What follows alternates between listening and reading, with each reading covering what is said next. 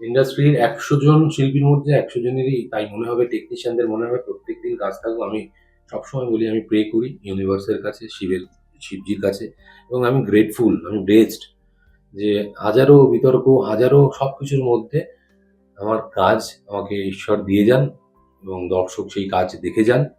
আমি যেন মাটিতে পা দিয়ে চলতে পারি এবং সর্বোপরি যাদের সঙ্গে খেতে ভালো লাগে, দুবেলা দুমুঠো ভাত তাদের সাথে বসে যেন খেতে পারি, এতটুকুই। বাকি কে কি বলছে কিছু ম্যাটার করে না। ছোট পর্দা এখন করার তো কোনো ইচ্ছে নেই আমার, এবং আমার কাছে বহু মানুষের কল আসে যারা ধরো জিতুকে জিতু তৈরি করেছে, তাদের অনুরোধ আসে, যেটা অনুরোধ হিসেবে নিই না আমি।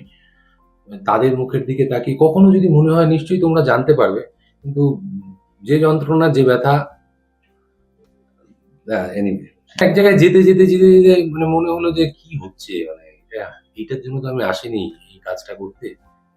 তবে লাস্ট কিছু মাস আমার কো আর্টিস্টের সঙ্গে আমার ভালোই কেটেছে। তার মধ্যেও আবার কাউকে বেছে নিয়ে এই ছবি কেন তোলা হয়নি, ওই ছবি তোলা হতে পারতো, সে আমাকেই বলতে পারতো। এনিওয়ে, ঠিক আছে, part of the life, I am enjoying. গান পয়েন্টে, কারণ আমার বাবার নাম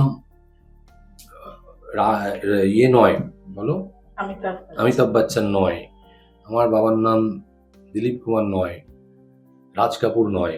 আমি খুব মধ্যবিত্ত, নিম্ন মধ্যবিত্ত পরিবারের একজন ছেলে, যে বাবা আমাকে প্রচুর খাইয়েছে, প্রচুর ঘুরিয়েছে।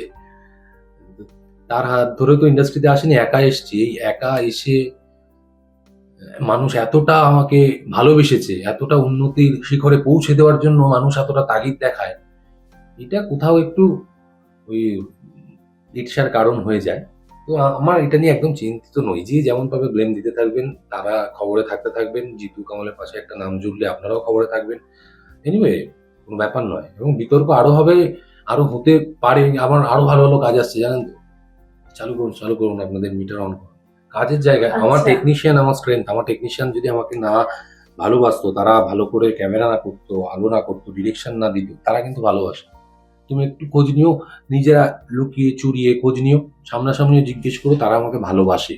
তাদের সঙ্গে আমার মতবিরোধ হয় কাজের জায়গায়, বাকি সময় আমার রেসপেক্ট থাকে।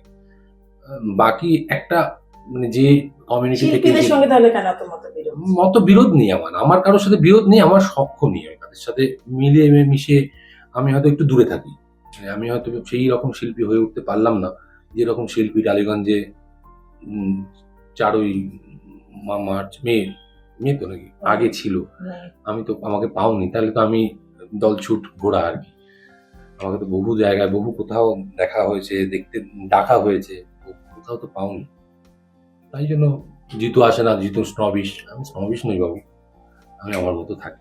এটা প্রথম থেকে মেনটেন করে যেমন নয়, অনেক বাধা বিপত্তি গেছে, কিন্তু 2013-14 থেকে যখন দেখলাম যে অভিনয়ের থেকে আমাদের ফ্লোরে বেশি রাজনীতির আলোচনা হয়, এবং সেই রাজনীতির আলোচনা হোক, সেটা স্বাস্থ্যকর নয়, তখন থেকে আমার মধ্যে দূরত্ব তৈরি হয়। এবং কোথাও গেলাম না, সেটার জন্য আমি গেলাম না, আমার কারোর ব্লগে থাকতে ভালো লাগে না। আমি নিজেও ব্লগ করি না, ওইসব ব্লগে থাকতে ভালো লাগে না। যারা করে তাদেরকে আমি উৎসাহ দিই, করো।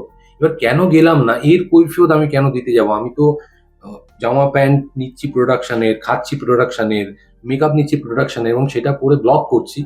তাতে আমি নিজে বিরুদ্ধাচারণ করি এবং দ্বিচারিতা মনে হবে। যারা করছে তাদের প্রতি আমার কোনো ইয়ে নেই, কোনো প্রবলেম নেই, কিন্তু তারা মনে করে আমি যেন প্রবলেম, আমি স্নবিশ, আমি ঘরে রয়েছি।